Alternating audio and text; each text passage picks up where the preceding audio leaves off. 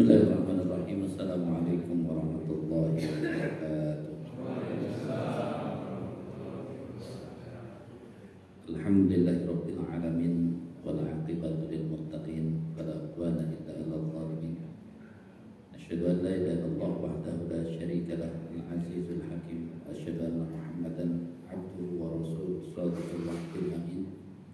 Allahumma shalli wa sallim ala Muhammadin wa ala alihi wa sahbihi ajma'in, amma ba'du. Ta'ala ya ayyuhalladzina amanu taqullaha haqqa tuqatih wa la tamutunna illa wa antum muslimun. Ya mas kalian rahimahullah, bersyukur kita kepada Allah bisa belajar. Salawat dan salam dan tercurah pada Nabi kita Muhammad sallallahu alaihi wasallam. Terakhir di surat Al-Baqarah kita sudah sampai di ya ayyuhalladzina amanu udkhulu fi silmi kafah. Saya berencana dari malam hari ini kita mundur dulu ke surat An-Nas. Jadi kita coba selesaikan dulu juz 30, ada 36 surat. Jadi sudah banyak kalau satu juz selesai sudah suratnya banyak, karena kita dari depan walaupun sudah hampir 2 juz tetap saja masih satu surat Al-Baqarah ya.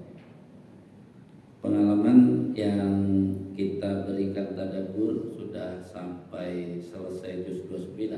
Itu menurut pengamatan saya harusnya anak-anak kita minimal tadabbur ringan. Jadi tidak harus sangat dalam tapi ringan. Intinya ketika kita membahas satu surat menimbulkan semangat agar kita ya mempelajari surat selanjutnya.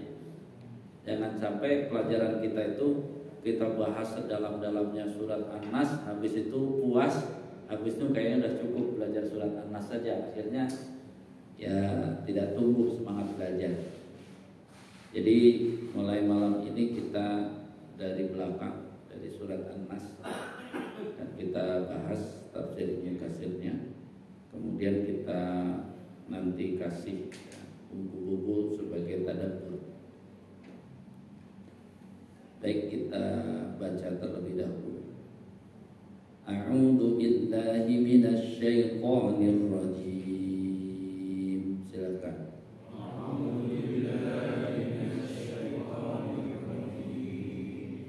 Bismillahirrahmanirrahim.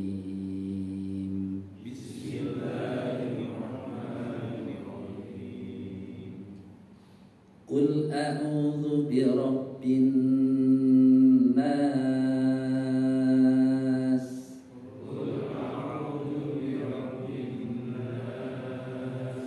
Ya, kita sedikit menikmati bacaannya ya. Nun tasjid memang harus ditahan ya.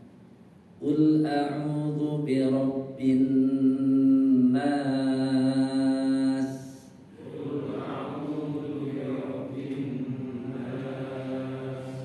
Malikin nas. Ilahin nas. Min syarril waswasil khannas.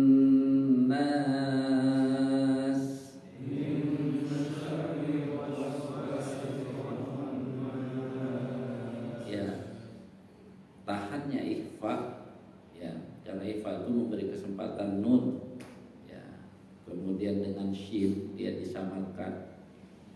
Itu tetap sama dengan tadi nun tasjid, tertahan yang sama biar ritme ikhfa, idgham bi gunnah ya.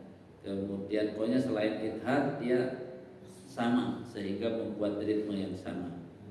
Min syarril waswasil khannas.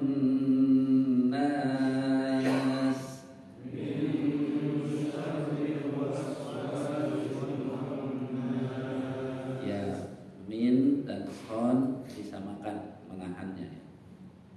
Alladzi yuwaswisu fi sudurin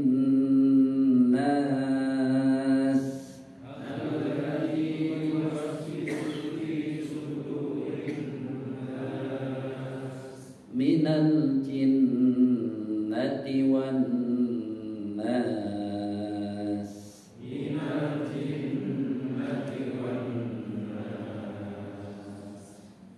Kul katakanlah a'udzu, aku berlindung bi kepada Rabb an-nasi, manusia. Di sini surat ini adalah berbicara tentang manusia, kita manusia ini. Nanti di juz 29 ada al-insan, ya, juga itu manusia. An-nas dan al-insan itu sama, manusia secara, ya, kalau sudah disebut ya, an-nas al-insan adalah manusia yang dari sudut psikologis. Psikologis itu makanya mengeluh, manusia itu mengeluh, manusia itu lemah, ya, merasa lemah, itu ada dalam al-insan dan an-nas. Nah, sedangkan di dalam Al-Quran ada kata basyar. Untuk manusia ada basyarun, basyar itu jasmani. Makanya ayat berkenaan Nabi, ana basyarun mislukum, aku Nabi Muhammad basyarun mislukum, manusia secara jasmaninya sama dengan kalian. Makanya bahayanya tidak belajar tafsir terus juga makna dari manusia di dalam ayat-ayat Al-Quran, bisa salah mengerti. Oh, Nabi aja sama manusia biasa seperti kita. Ya, dia pikir makna basyar manusia secara utuh, padahal basyar itu maknanya adalah secara jasmani. Jadi secara jasmani kita sama Nabi sama jasmani. Ya. Kalau rohaninya jelas beda nanti, karena ya latihan dan juga ya hidayah dari Allah. Kemudian juga ada disebut Bani Adam. Bani Adam itu untuk mengingatkan kita bahwa darah kita juga darah Nabi juga, minimal Nabi Adam. Tapi bukan itu saja, biar kita ingat, itulah tugas ya, kalau ingat Nabi Adam, bahwa manusia itu diciptakan Allah tidak sekedar untuk hidup di dunia ini, tapi sebagaimana Adam ada urusan dengan surga, ada urusan dengan neraka. Itu yang harus dipikirkan. Jadi tidak sesimpel orang di zaman sekarang yang hidup itu ya kayaknya hidup dan dunia ini saja. Hadhihi salah sifatin min sifatir Rabbi azza wa jalla ar-rububiyyah wal mulku wal ilahiyah. Ini tafsiran dari Ibnu Katsir, bahwa 3 ayat yang depan walaupun disandarkan kepada manusia, itu pertama bahwa ini ada urusan dengan sifat yang Allah miliki secara rububiyah. Kemudian al-mulk berarti sebagai raja, penguasa. Al-ilahiyah fahuwa rabbu kulli syai'in, yakni yang dimaksud adalah Rabb segala sesuatu, wa malikahu, dan juga pemiliknya, juga penguasanya, wa ilahahu, juga Tuhan sembahannya. Fa jami'ul asya al-makhluqah lahu, ya, maka segala sesuatu yang telah Allah ciptakan itu merupakan ciptaannya. Kemudian juga abidun lahu, dari mamlukah itu diharapkan menjadi hambanya. Kemudian fa'amara al-musta'idha ayyata'awwada bil muttasifi bihadhihi sifat min syarril waswasil khannas wa huwa syaitanul muwakkal bil insan. Jadi semua tadi disebutkan Allah dalam rangka perlindungan kepada Allah Subhanahu wa taala dari satu sifat ataupun satu kekuatan yang akan dihadapi oleh manusia. fa innahu ma min ahadin min bani adam illa walahu qarinun yuzayyinu lahul fawahish wa la ya'luhu juhdan fil khabar. Jadi Allah menciptakan Nabi Adam atau anak cucu Nabi Adam, kemudian ada salah satu yang menyertainya, lalu kemudian menjadikan indah perbuatan-perbuatan yang keji. Itulah yang disebut dengan setan. Ma minkum min ahadin illa qad wukila bihi qarinatun. Qalu wa anta ya Rasulullah. Rasulullah sallallahu alaihi wasallam bersabda, ini dalam sahih, menyatakan bahwa tidak ada diciptakan seorang pun kecuali akan ada bersamanya qarinatun, teman. Qarinah di sini teman dari yang tadi. Qalu wa anta ya Rasulullah, apakah demikian engkau ya Rasulullah? Qala na'am. Illa anna Allaha a'anani alaih, kecuali Allah Subhanahu wa taala telah menolongku atas masalah tersebut. Fa aslama, lalu dibuatnya qarin yang menemani itu adalah yang sudah masuk Islam. Fala ya'muruni illa bi khairin, dan tidak akan dia menyampaikan apapun kepadaku kecuali kebaikan. Artinya di sini ini bukan berarti ini sesuatu yang kita harus takuti. Ini adalah solusi yang Allah berikan, bahwa tugas kita cuma berlindung kepada Allah atas sesuatu yang kita memang tidak kuasa di situ. Penguasanya tetap Allah. Makanya Allah kasih 3 jalan. Dan 3 jalan ini kalau kita baca tafsirnya sampai habis, ini yang dimaksud adalah kesadaran yang harus kita tumbuhkan dalam diri kita. Sebab berlindung dengan 3 asma Allah atau berlindung dengan 3 sifat Allah pada satu masalah yang ada pada diri kita. Jadi ini bukan bicara setan yang ada di mana-mana. Ini setan yang membisikkan ke dalam diri kita. Yuwaswisu fi sudurin nas. Sudur itu adalah dada. Dada tetap tempat qalb. Di dalam Al-Quran qalb itu ada qalbun salim, qalbun munib, qalbun wajal, gitu ya. Nah, tetapi ketika kita bicara manusia, arahnya adalah bagaimana menghadapi sesuatu yang berkecamuk dalam dirinya.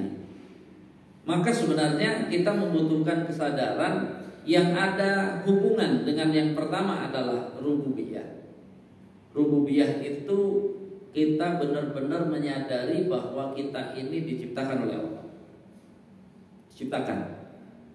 Kita ini bukan asal-asalan, juga bukan tiba-tiba keluar dari batu. Kita ini benar-benar serius diciptakan oleh Allah. Kesadaran itu harus ada. Sehingga kalau Allah menciptakan dengan serius, maka itu hubungannya dengan kesadaran bahwa hidup di dunia ini gak boleh asal-asalan, gak boleh sembarangan, harus serius, ada hubungan dengan Allah. Jadi kesadaran bahwa tidak bebas semaunya di dunia ini, itu adalah kekuatan pertama yang membuat kita tidak mudah digoda oleh setan. Kita harus mengatakan pada diri kita ini diciptakan oleh Allah.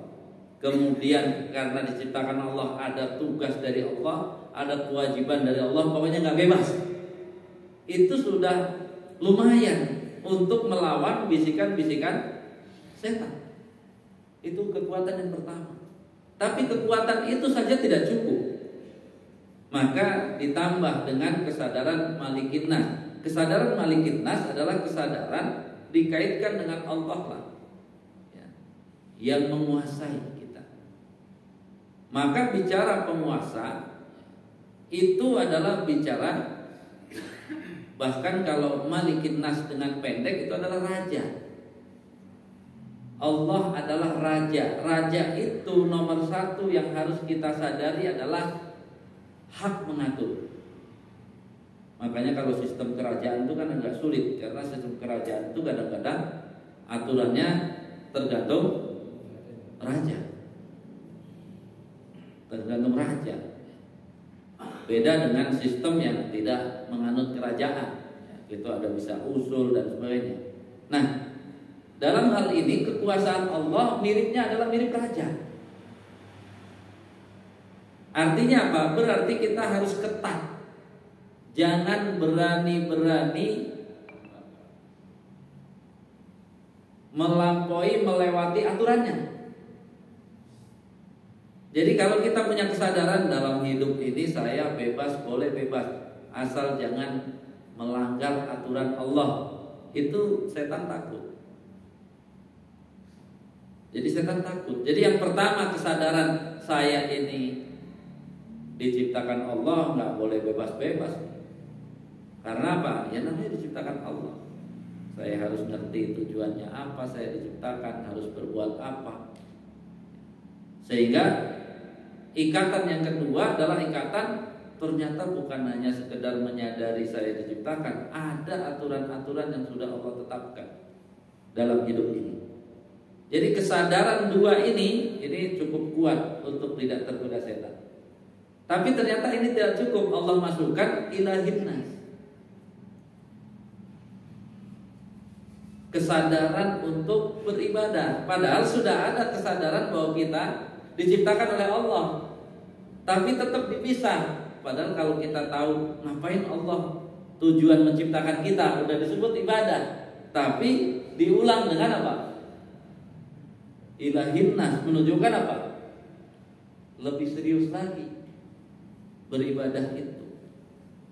Maka ada hubungan dengan Rob yang penguasa, penghancur, pencipta, semua di Rob ini.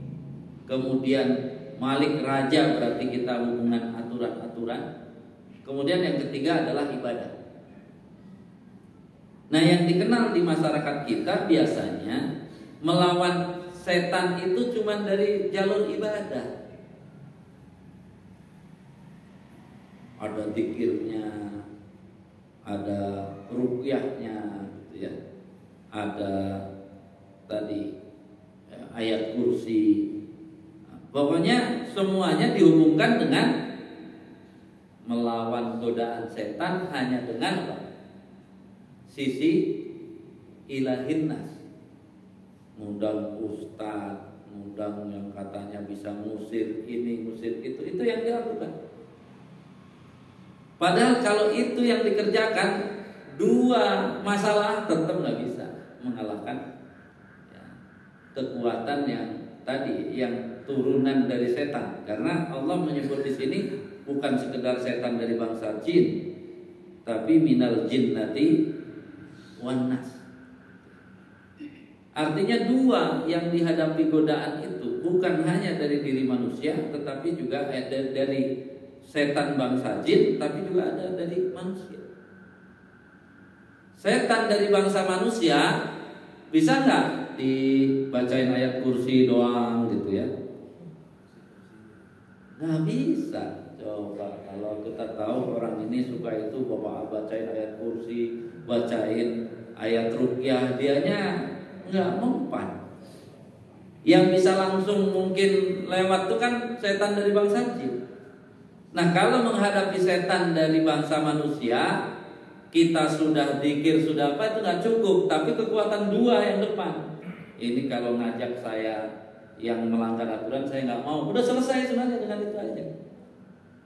Kalau ngajak saya untuk yang aneh-aneh, tidak sesuai ya sebagaimana Allah menciptakan saya tolak. Itu baru bisa. Jadi kalau ilahin nas agak efektif kalau hanya sekedar setan dari bangsa jin yang lemah.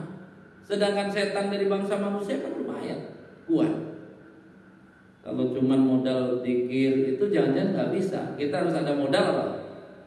Kesadaran dalam tidak berani melanggar aturan Allah, kesadaran bahwa saya hidup ini ada Allah yang menciptakan dan ada ya alam-alam yang harus saya tuju. Kalau dulu alam ya sebelum penciptaan, kemudian pas diciptakan berarti sudah alam apa nih? Alam kandungan, terus alam dunia. Setelah alam dunia kita siap-siap untuk masuk alam barzah. Setelah alam barzah baru alam akhirat.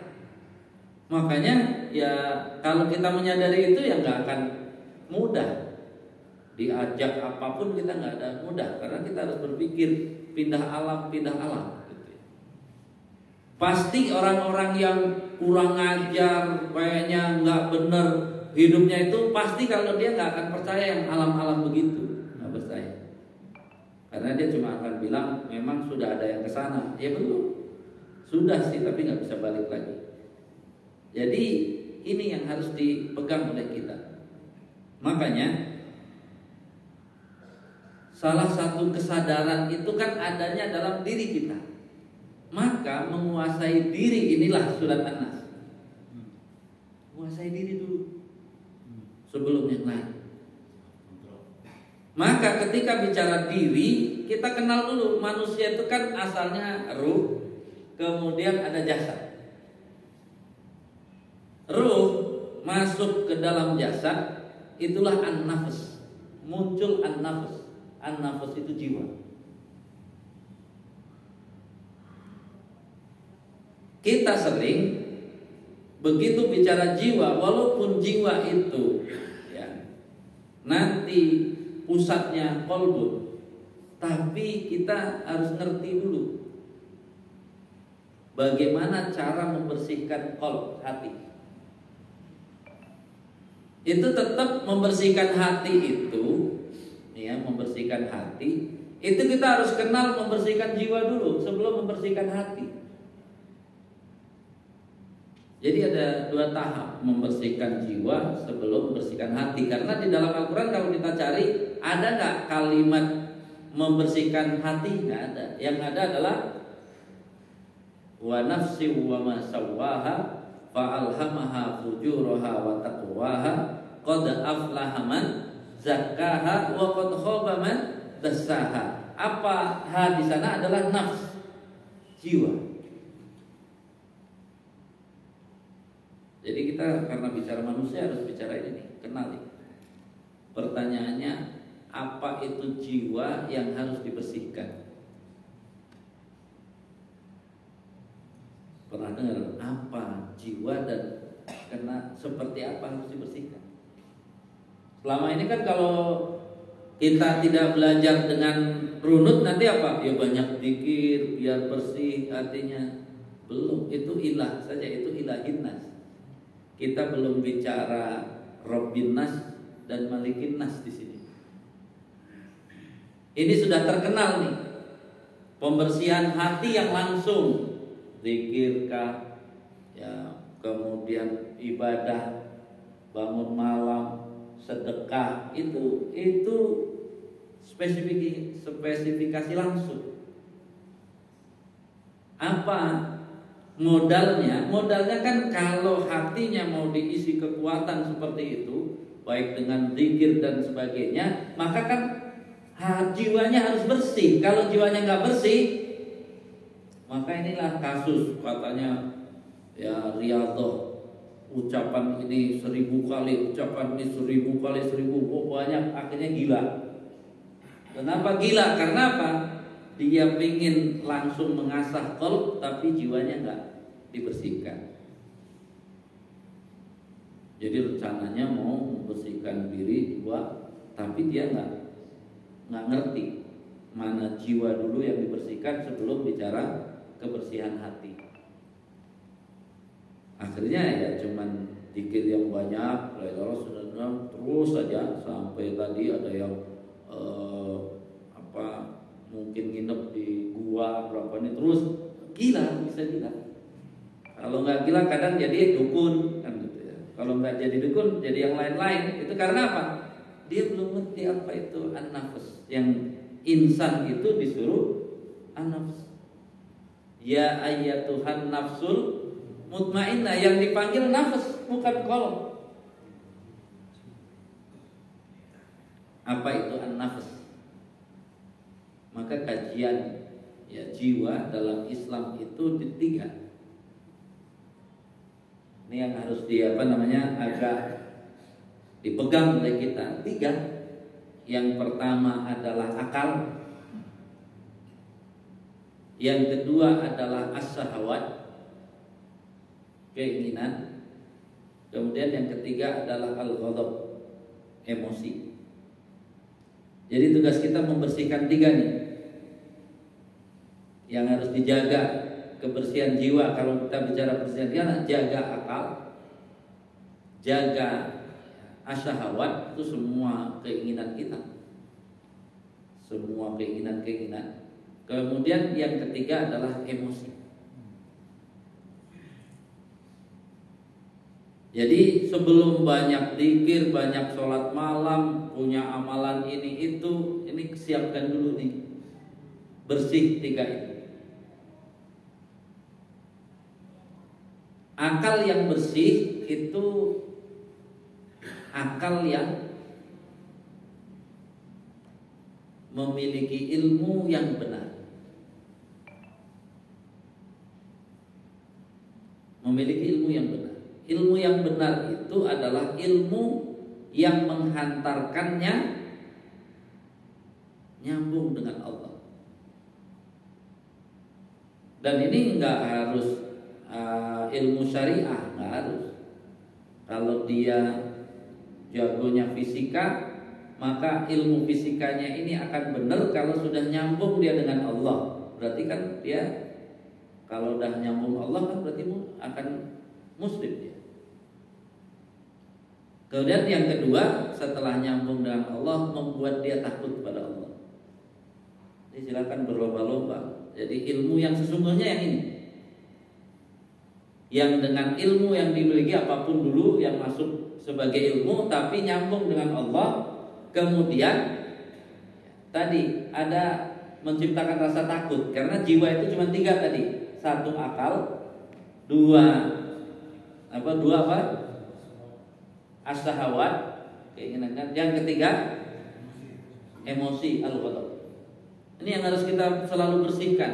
Bersihkan akal kita. Bersihkan akal kita dengan ilmu yang nyambung kepada Allah. Jadi nanti semua orang yang dia merasa punya ilmu, nyambung nggak dengan Allah? Kalau nggak nyambung, bersihkan. Harus nyambung sampai nyambung. Belajar Quran nggak nyambung sama Allah, ya orientalis. Jadi orientalis malah bukan apa? Bukan bersih akalnya. Belajar Quran nyambungnya sama duit, mata duitan, cinta duit, Qurannya hilang, gitu ya. Jadi ini yang harus dipahami oleh kita. Jadi ilmu apapun yang kita pelajari, nah kita berarti kan apa? Apalagi ilmu agama, ya harus nyambung dengan Allah. Yang bahaya itu ilmu agama nggak nyambung dengan Allah. Waduh. Makanya ketika disebut sesat itu ke sana. Jadi kita dapat ilmu nggak nyambung dengan Allah, kotor akal kita, itu yang harus diingat. Karena jiwa itu kan tadi tiga, yang satu akal, dua syahwat, tiga emosi, al-ghadab. Jadi syahwat, al-ghadab ini yang disebut jiwa. Kita bicara dulu, bersihkan akal agar tidak kotor. Maka akal asalnya tempat ilmu. Maka tugasnya ilmu yang bersih itu adalah ilmu yang nyambung dengan Allah. Nyambung yang kedua, ilmu itu harus menambah dia rasa takut pada Allah. Kan kalau walaupun kimia, fisika kalau udah nyambung pada Allah kan dia akan takut. Nggak akan berani menggunakan ilmu-ilmu itu untuk keburukan. Kesana, itu namanya akalnya bersih. Akal sudah bersih, tambah zikir, tambah itu ya mantap. Tapi kalau akalnya kotor, walaupun dikir tiap hari, nggak bisa, karena jiwanya masih kotor. Yang kedua, asyahawat. Asyahawat itu masih suci, cuman sayangnya di Indonesia kalau bilang syahwat itu langsung kotor. Syahwat itu jangan pakai syahwat. Padahal syahwat itu suci. Apa yang disebut suci, makanya dia harus memiliki al-iffah. Al-iffah itu menahan diri. Apa yang alat untuk menahan diri adalah syariat. Jadi semua keinginan yang kita penuhi sesuai dengan syariah itu suci jadinya. Yang dipenuhi dengan melanggar syariah berarti apa? Kotor. Itu. Jadi jangan langsung dituduh dia menjadi suci. Jadi intinya apa saja kita melakukan di dunia ini, walaupun asalnya nuruti keinginan kita nggak masalah. Kalau nuruti keinginan kita itu tapi apa?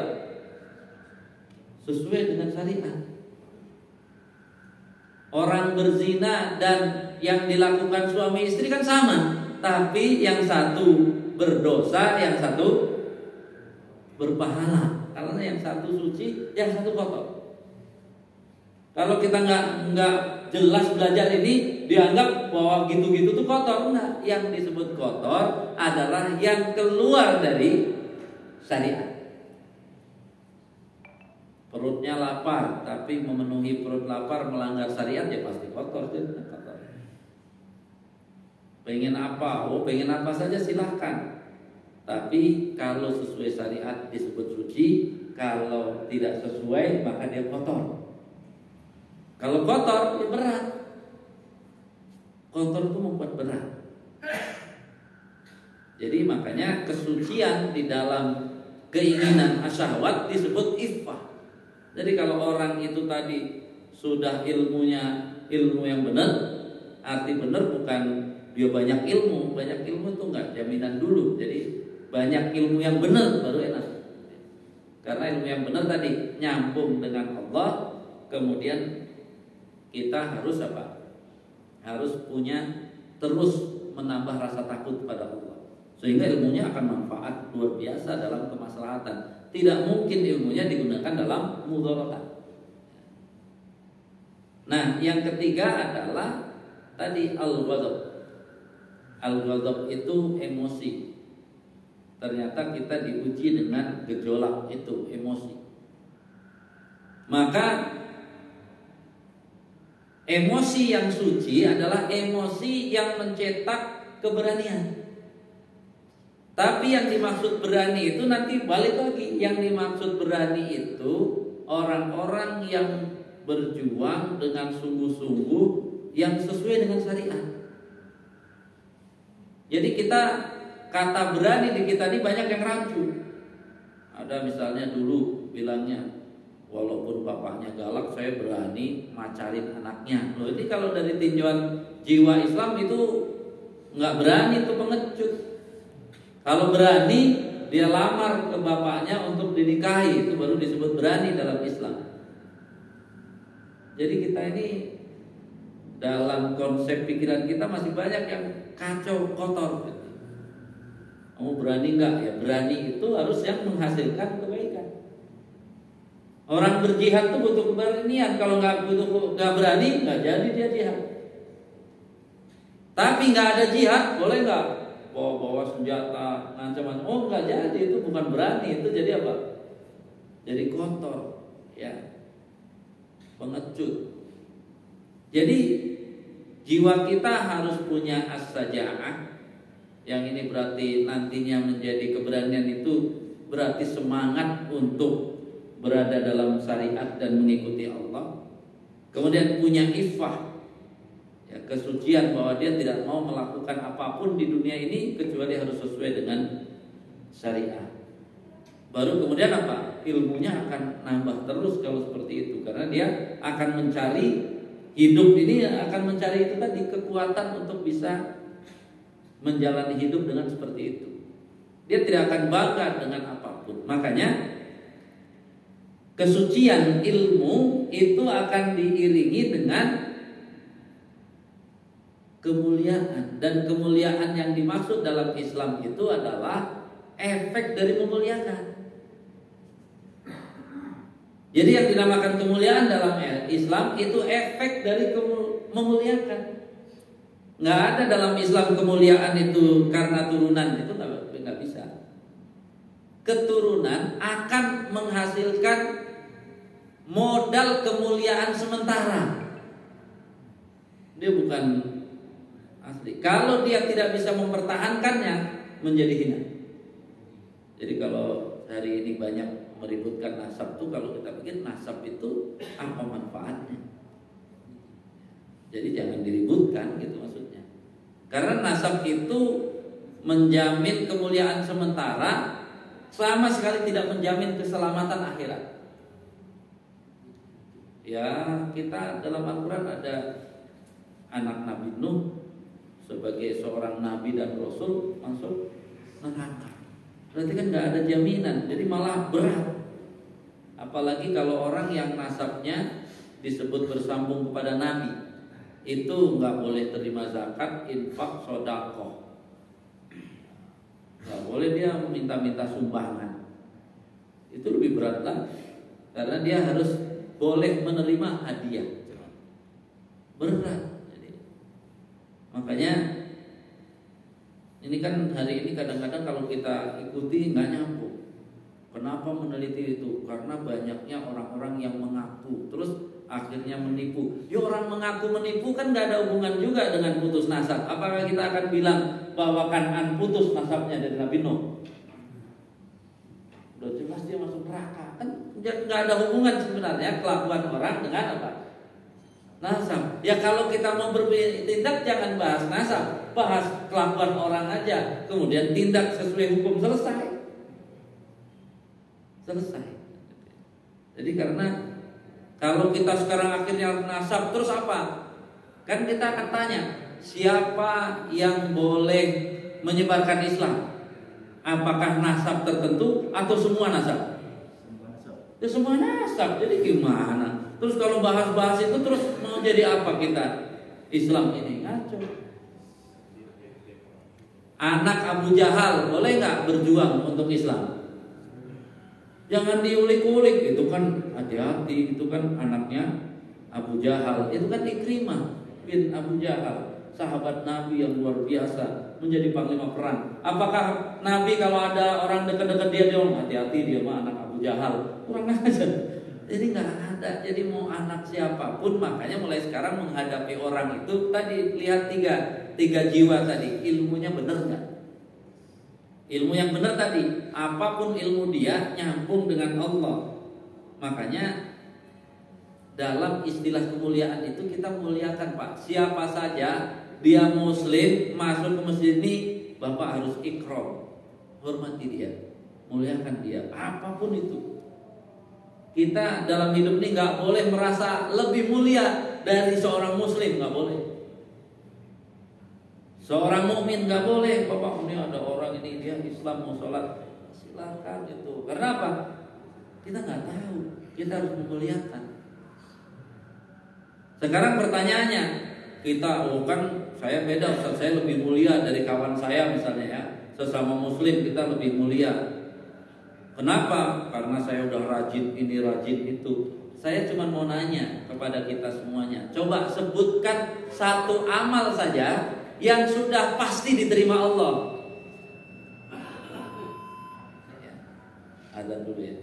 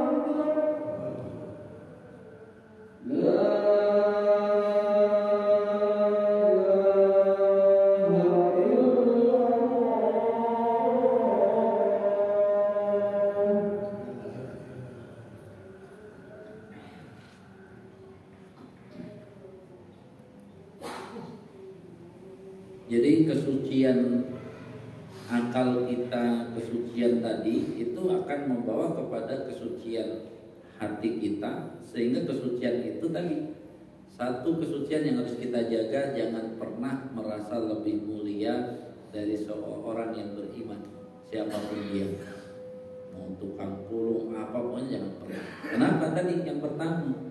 Karena kita ini belum aman. Kenapa belum aman? Karena kita belum bisa menyatakan satu amal yang sudah pasti diterima Allah apa? Belum ada. Sebutkan satu dosa yang sudah pasti diampuni Allah. Belum juga. Kita berarti kenapa kita merasa lebih mulia? Nggak ada. Malah makin apa? Makin semangat kita ke masjid. Kenapa? Ya, saya juga belum tahu satu amalnya diterima dan satu dosa. Sehingga apa? Kesempatannya masih sama. Kita cuma bisa setingkat lebih mulia dari orang kafir, atau kalau kelihatan orang munafik aja. Makanya perintah Al-Qur'annya ya, adzillatin 'alal mu'minin, a'izzatin 'alal kafirin. Kita disuruh berendah, bersopan, memuliakan orang yang beriman. Tapi apa? Disuruh agak gagah dikit kalau berhadapan dengan orang kafir. Walaupun dia profesor, dia belum kenal Allah. Bapak udah. Nah, kalau dia hebat, sudah muslim. Kenapa? Dia udah kenal Allah. Kalau belum kenal Allah, kata Allah dia lebih bodoh dari kita. Jadi nggak usah kagum-kagum. Ini kan kebalik-balik. Menghadapi katanya profesor hebat kafir, kita apa? Nunduk-nunduk. Nah, kita nggak ngerti jiwa kita. Kita nggak ngerti apa? Kesucian. Apa hebatnya dia? Dia cuma ngomong-ngomong yang nggak nyambung, berarti nggak ada hubungan sama Allah. Sekian karyanya tidak membuat dia takut pada Allah. Terus apanya yang mau dibilang hebat? Ujung-ujungnya cuma dapat sesuatu di dunia doang, yang itu harganya tidak lebih dari ekor sayap nyamuk di hadapan Allah. Jadi mau dapat apa? Tapi kalau ada orang beriman, kita harus hati-hati. Udah hebat dia beriman, ya kita hormat lah. Orang yang dia nggak punya apa-apa aja kita suruh hormat. Ada tamu datang ke rumah bapak, masa bapak ini turunan siapa? Ini apa? Baru hormat. Ya, kalau ini nggak usah dulu, kacau kita. Karena perintah Allahnya ikramul dhuyuf. Tetangga kita apapun yang hormat dia kan hormat, bukan apa? Nah, kita ini kadang-kadang hilang percaya diri. Saya setuju. Pas kapan saya dengar MH Ainun Najib, kata MH, tatanan sosial manusia di Indonesia, apalagi Muslim, itu lebih kacau dari tatanan dunia perbinatangan katanya. Kenapa? Kalau di dunia perbinatangan, kambing nggak pernah niru suara, ya kucing nggak pernah niru suaranya. Ya masing-masing sampaikan itu. Itu bahasan MH berkenaan dengan salam. Masa ada orang mau ngomong salam pakai 6 salam? Dia kalah sama bebek. Bebek aja mau di hadapan kambing dia tetap bebek aja, nggak usah cari yang lain. Harusnya masing-masing ngerti bahwa yang disampaikan itu kalau sama ya udah satu aja, sesuai dengan apa? Bunyi kita. Kalau warna kita itu ya bunyinya itu. Ini namanya ya tadi masih kalah percaya diri daripada bebek katanya. Bebek itu ketemu anjing menggonggong itu tetap aja dia apa? Wek-wek itu aja. Jadi nggak usah ketemu ini langsung salamnya jadi 6 biji, nggak usah. Itu namanya kalah pede sama ayam, sama kambing. Ya, kalau kita Muslim, assalamualaikum warahmatullahi wabarakatuh, selesai. Kenapa? Oh, inilah tatanan sosialnya yang benar. Jadi ini ya, ini contoh itu bagus juga. Itu namanya agak cerdas gitu dalam berbahasa. Ya benar juga. Jadi ngapain kita? Ya harusnya masing-masing ya pakai suara masing-masing aja biar ketahuan itu apa. Ya kalau semua orang nanti gitu kita jadi nggak tahu ini sebenarnya kambing, sapi atau apa. Orang dia salamnya dari assalamualaikum sampai itu dia agamanya apa kalau gitu. Bingung. Kalau satu aja, oh karena dia Muslim, assalamualaikum berarti tahu muslim. Kalau yang bukan muslim ucapkan yang lain. Oh jelasnya agama. Itu kan bagus jadinya. Jelas tatanan sosial, bukan apa? Dicampur aduk. Itu contoh saja. Contoh kalimat bahwa akal itu kalau nyampe kepada Allah dari mana saja dia bisa bagus. Karena dia apa? Dia menginginkan sesuatu yang suci, yang bersih. Akal ini dibawa kesucian. Dan kesucian akal tadi ya nyambung dengan Allah dan lainnya. Jadi ini yang perlu ya terus kita atur, bahwa kita sebagai muslim gak boleh middle. Tapi kalau sesama muslim disuruh berbaik-baik. Jangan dibalik, sesama muslim sinis banget, giliran sama ya yang bukan muslim atasannya dia nunduk-nunduk kebalik, Pak. Kata Al-Quran gak bisa begitu. Kenapa? Karena menurut Allah yang lebih cerdas yang sudah Islam. Dia udah ketemu jalurnya dengan Allah, berarti udah aman. Yang kacau itu yang kafir. Makanya nanti kalau kita selesai juz 30 sampai juz 29, kapan selesainya? Yang penting kita mulai aja dulu gitu ya. Itu kita tahu bahwa yang tidak mau dengar Al-Quran itu orang-orang yang tidak percaya dengan akhirat. Jadi Bapak kalau tahuan orang ini nggak percaya pada akhirat, Bapak jangan sebut Al-Quran surat sekian, nggak usah. Hadis juga nggak usah. Nggak nyambung gitu. Jadi itu nanti bisa disimpulkan di situ.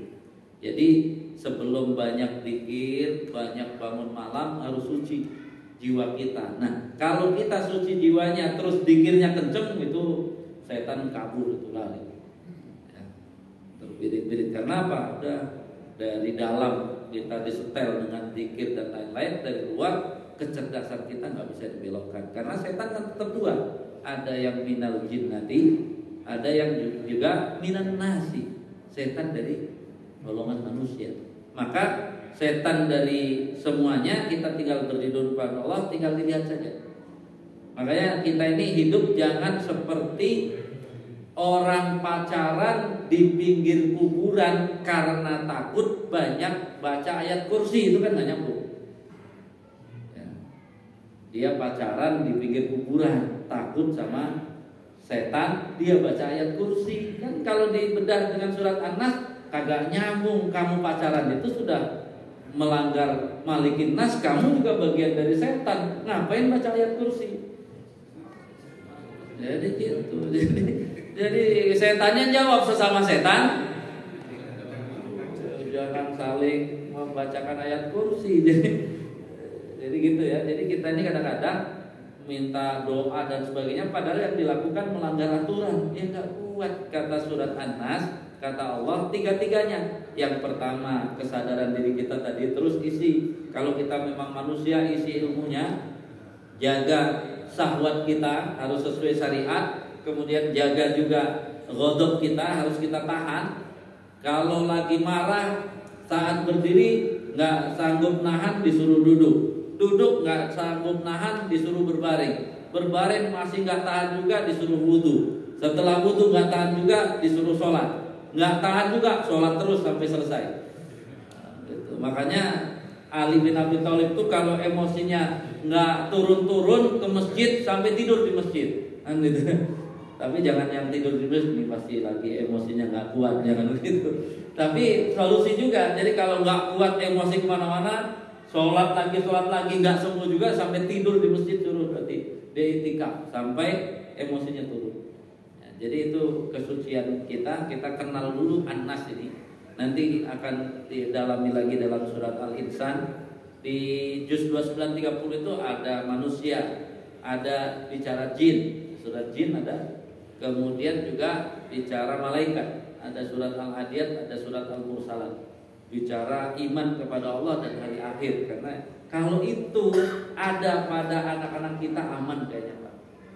Jadi aman. Makanya kenapa kita beralih dari Al-Baqarah kita menuju kepada juz 30 dan 29, biar ya tadi kekuatan itu dulu. Juz 28 sudah bicara aturan. Aturan itu harus didasari keimanan kepada Allah, harus didasari mengerti kita itu manusia seperti apa, udah kenal jin itu seperti apa, sudah kenal malaikat itu seperti apa. Kenapa kita juga harus memuliakan semua yang beriman, orang beriman, apapun kurangnya. Karena tadi kita ini nggak ada hebatnya sama sekali. Kalau kita mengkaji misalnya malaikatul fal mudabbirati amro, ternyata semua urusan yang kita sebut alami itu sebenarnya ada malaikat di sana.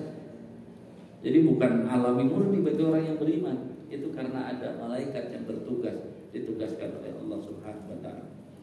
Mudah-mudahan kita bisa ya menata diri sehingga kita bisa menyelesaikan masalah dalam diri kita, sehingga kita tidak mudah digoda oleh setan. Sehingga dengan seperti itu nanti surat Al-Falaq itu surat yang berbicara tentang masalah dunia dan cukup dengan berlindung qul a'udzu birabbil falaq, Tuhan Rob saja, nggak perlu pakai malik, nggak perlu pakai ilah, karena malik dan ilahnya diharapkan sudah ada pada diri manusia, sehingga dia cukup berlindung kepada Rob saja untuk masalah-masalah yang dihadapi di dunia ini.